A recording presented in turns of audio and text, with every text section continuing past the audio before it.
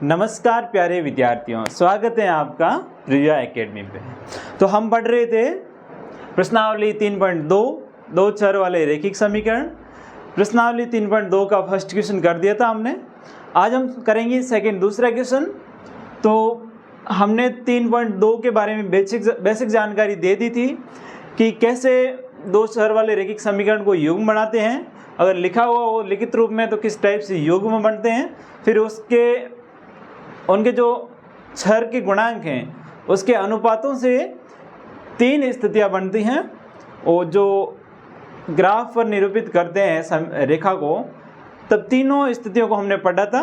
एक स्थिति बनती है दो रेखाएं प्रतिच्छेद करेगी, दूसरी स्थिति में संपाती उसी रेखा पर वो दूसरी लाइन होगी, और तीसरी स्थिति में होगी समांतर होगी। तो पहली स्थिति में केवल एक हल होता है, दूसरी में अनेक हल होते हैं, और तीसरी में कोई हल नहीं होता है। तो हमने कल फर्स्ट क्वेश्चन किया था, अब हम आगे दूसरा क्वेश्चन करेंगे। उसमें रैखिक समीकरण युग्म भी लिखने हैं, उसके बाद में उसको ग्राफीय विधि से सॉल्व करना है। तो देखिए, 5 पेंसिल तथा 7 कलमों का मूल्य 50 रुपये है, जबकि 7 पेंसिल तथा 5 कलमों का कुल मूल्य 46 है। एक पेंसिल का मूल्य तथा एक कलम का मूल्य ज्ञात कीजिए। कलम या पेन है, पेंसिल आप समझते हो। तो देखिए, हल करते हैं।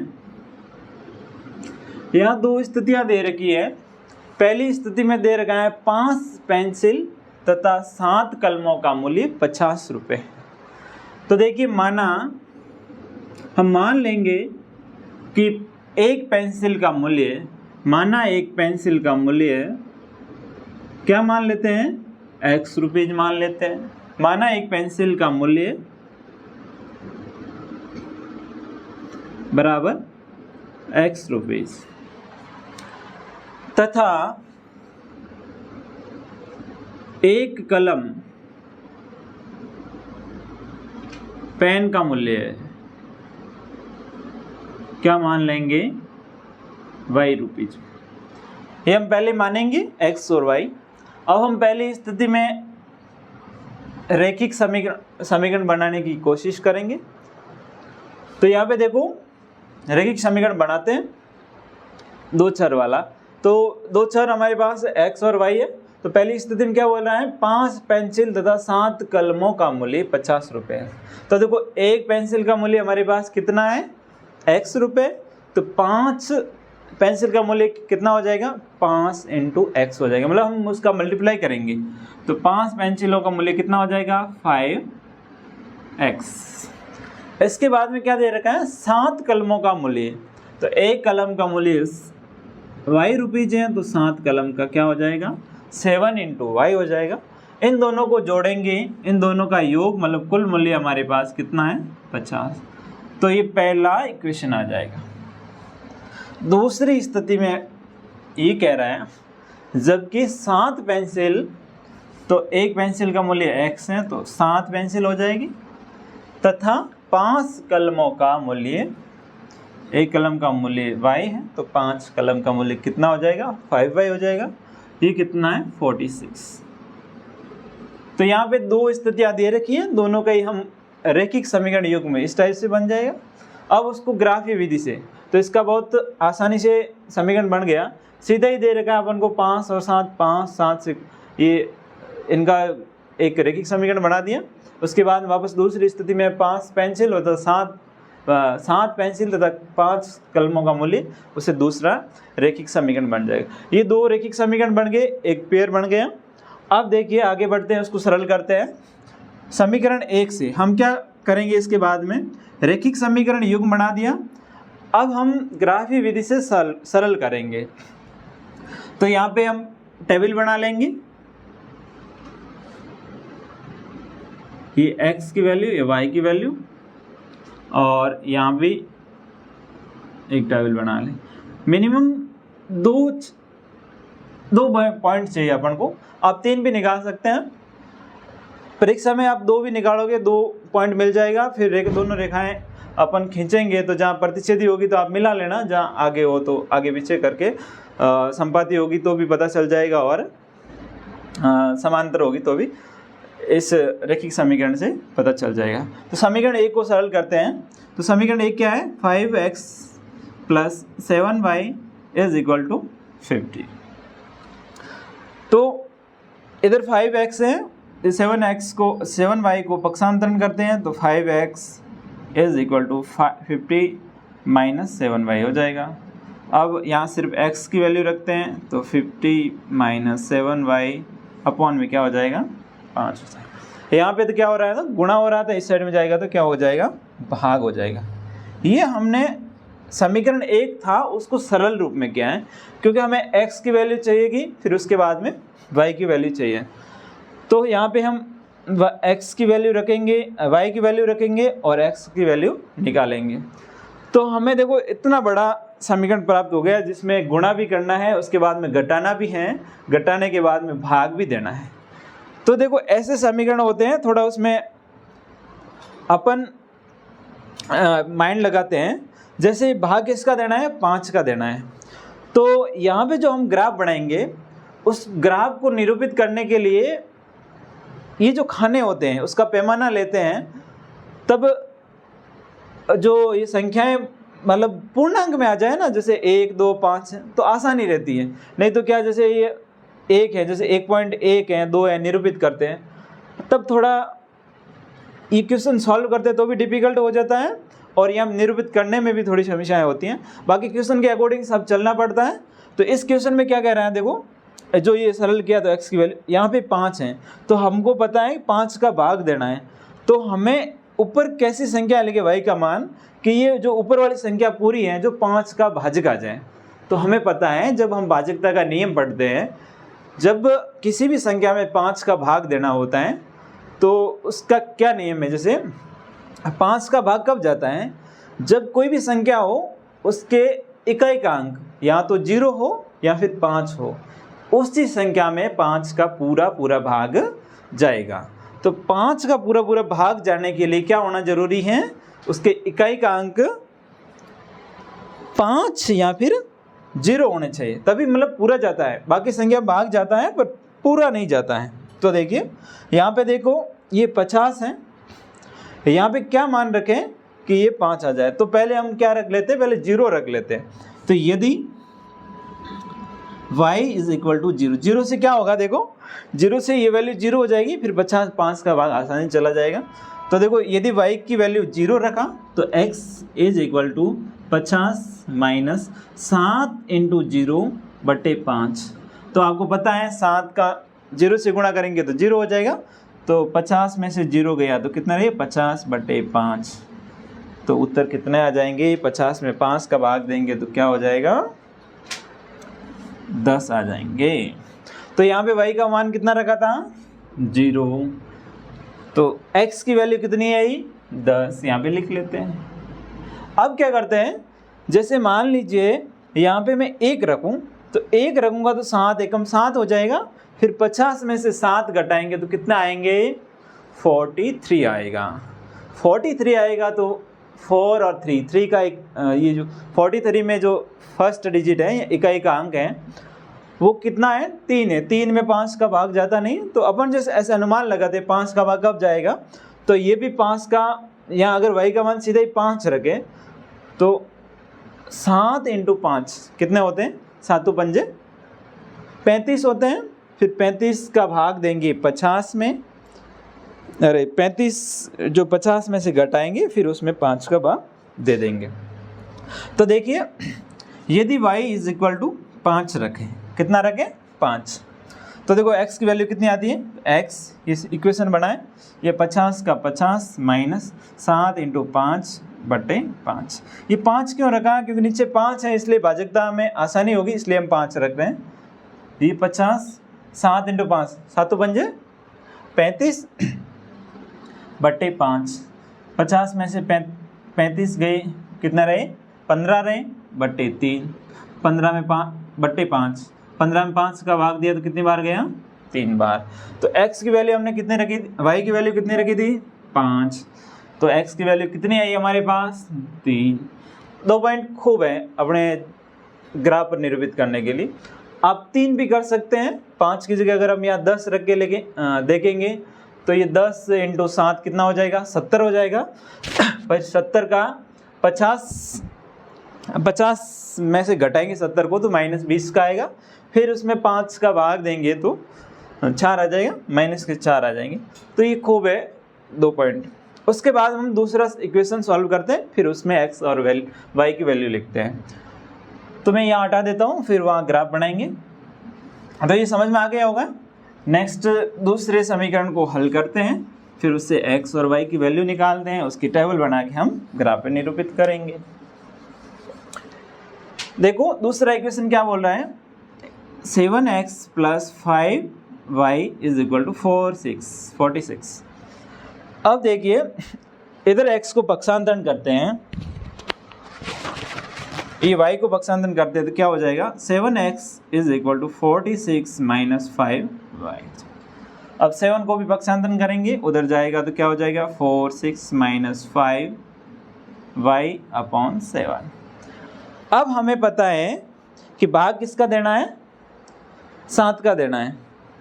7 का भी दे सकते हैं, और अपन चाहे कि ये 5 हैं इसको इस साइड में पक्षांतरण करें, मतलब ये जो 5 भाग में आना चाहिए, क्योंकि 5 वाला हमने पहले किया तो थोड़ी आसानी रहेगी। तो इस समीकरण को इससे भी कर सकते हैं, या इसको सरल करो तो इस टाइप से भी कर सकते हैं, जैसे 5y = 46 - 7x हो जाएगा। अब इसको देखो, ये y = 46 - 7x/5 हो जाएगा। तो देखिए दोनों स्थितियाँ, इधर तो 7 आया नीचे, इधर कितना आया, 5। कोई भी सरल कर सकते हैं, 5 वाला आपने अभी किया तो आसानी रहेगी। देखो ये y, अगर हम x की वैल्यू यहाँ देखते हैं, यहाँ हमें x की वैल्यू रखनी पड़ेगी और y का मान निकलेगा। तो यदि x = कितना रखें कि 5 का गुणांक हो जाए, तो देखिए इसमें हम अनुमान लगाना पड़ता है। जैसे ये 7 है, 7 को 1 से गुणा करेंगे तो कितना होगा, 7 हो जाएगा। फिर 6 में 7 घटाएंगे तो ये 5 का भाजक नहीं बनेगा, मतलब 5 का भाग नहीं जाएगा, हमें ऐसे ही दिख जाएगा।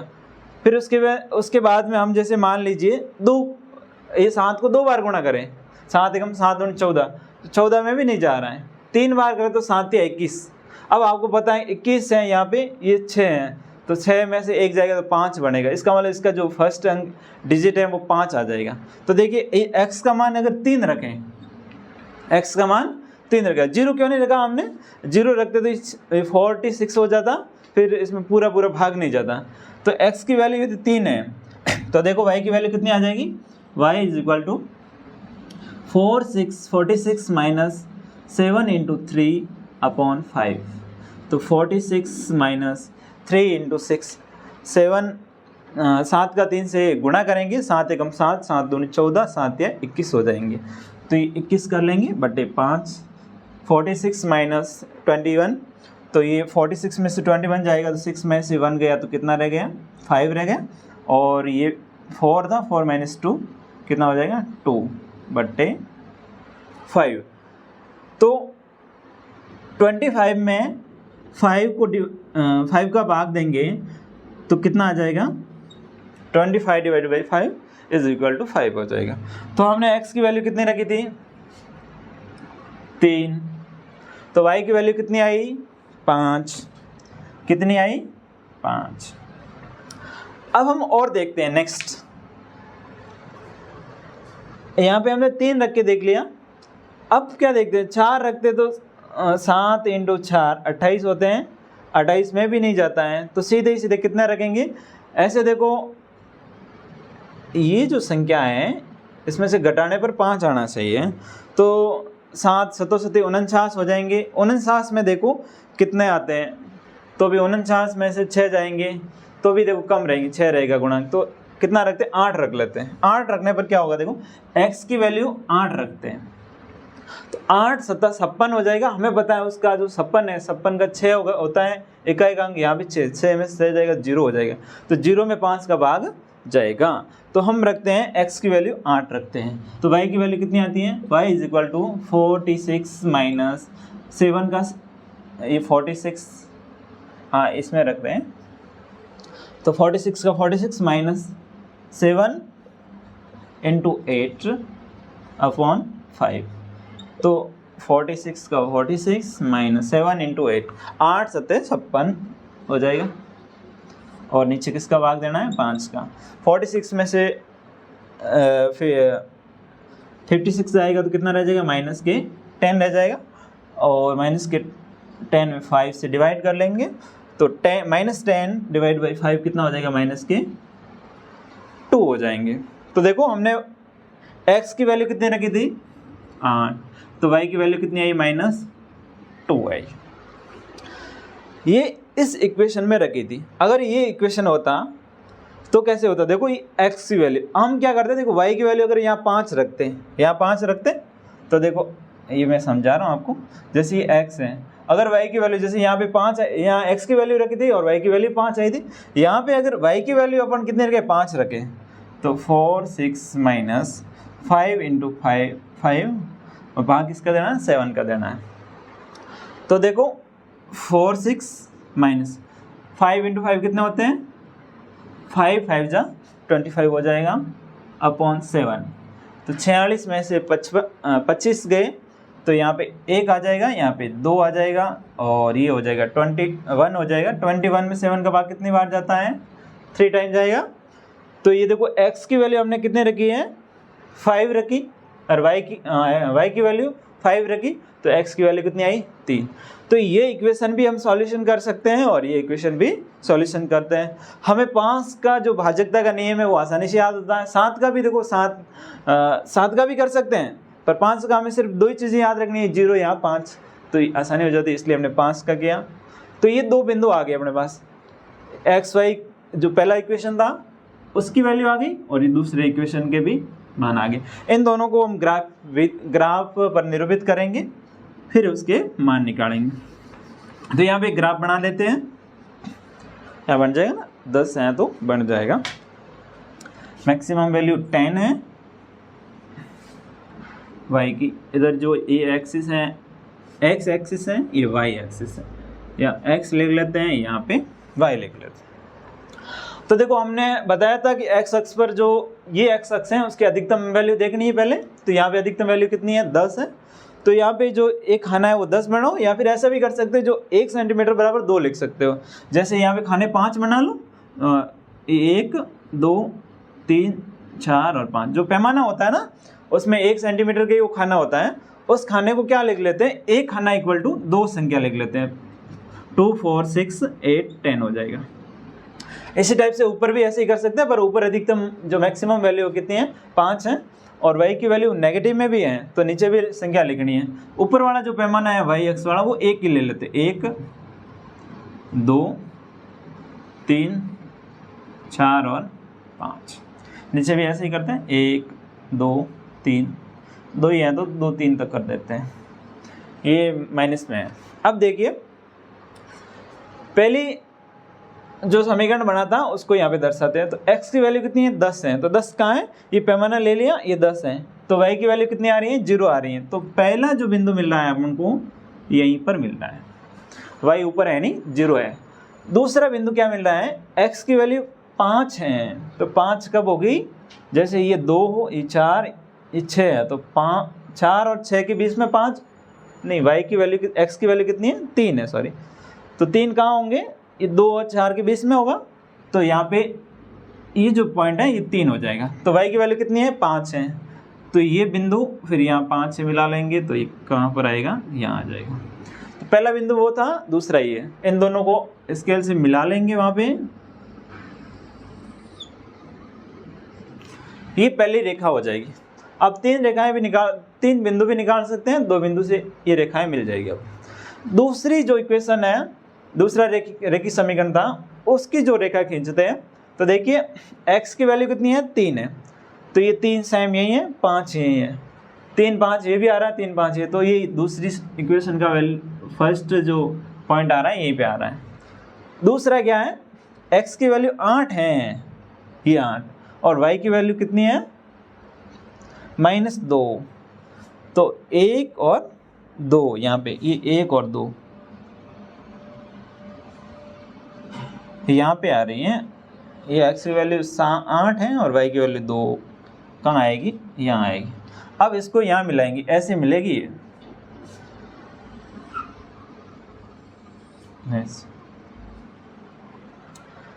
अब ये जो दो रेखाएं बन रही हैं ये कहाँ पर मिल रही हैं, यहाँ पे प्रतिच्छेद करती है। तो यहाँ पे x की वैल्यू कितनी है, 3 है और y की वैल्यू कितनी है, 5 है। कितनी है, 5। तो हमारे पास जो ये बिंदु आए हैं x और y के मान 3 और 5 आए।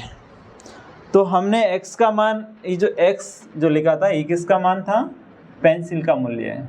तो पेंसिल का मूल्य कितना आ जाएगा, ये जो मान है वो किसका है, x का है। तो x कितना है, 3 है, तो 3 रुपये हो जाएगी। y जो मान है वो किसका है, कलम का रेट है, वो y की वैल्यू कितनी है, 5 है। तो यहाँ पे कितना आ जाएगा, 5 आ जाएगा। अब देखते हैं एक पेंसिल का मूल्य कितना आ गया, 3 आ गया, और एक कलम का मूल्य कितना आ गया, 5 आ गया। तो अपन वेरीफाई करने के लिए यही पहले इक्वेशन देख लेते हैं। जैसे ये पहला लिखा था 5 × 5 पेंसिल थी, तो एक पेंसिल का मूल्य हमारे पास 3 है, तो 5 पेंसिल का मूल्य कितना हो जाएगा, 5 दिया 15 प्लस 7 कलम है, एक कलम का मूल्य 5 रुपये, तो 7 कलम का मूल्य कितना हो जाएगा, 7 पंजे कितने होते हैं, 35 होते हैं। अब 35 और 15 कितने हो जाएंगे, 50 हो जाएंगे। तो हमें कहा गया था इन दोनों कलमों का मूल्य कितना होता है, 5 पेंसिल और 7 कलम का मूल्य कितना होता है, 50। तो ये 50 आ रहा है। इस टाइप से हमें ये पहले रैखिक समीकरण युग्म बनाना है, फिर रैखिक समीकरण युग्म बनाने के बाद में इसके बिंदु ज्ञात करने, बिंदु ज्ञात करने के बाद में 2 रेखाएं खींचेंगे। उस रेखाओं से जो ये इक्वेशन बनता है जो प्रतिच्छेदी करेगी, तो उसका एक मान निकल जाएगा, और वो मान हम इस क्वेश्चन में क्या पूछ रहा है उसमें मान रख लेंगे। x की वैल्यू जैसे हमने क्या मानी थी वो x की वैल्यू हो जाएगी, और y की जो वैल्यू रखी थी वो y का मान जो बिंदु आ रहा है वो y की वैल्यू हो जाएगी। तो इस टाइप से हम ग्राफ में निरूपित करते हैं और रैखिक समीकरण युग्म बनाते हैं। तो आई होप आपको समझ में आ गया होगा।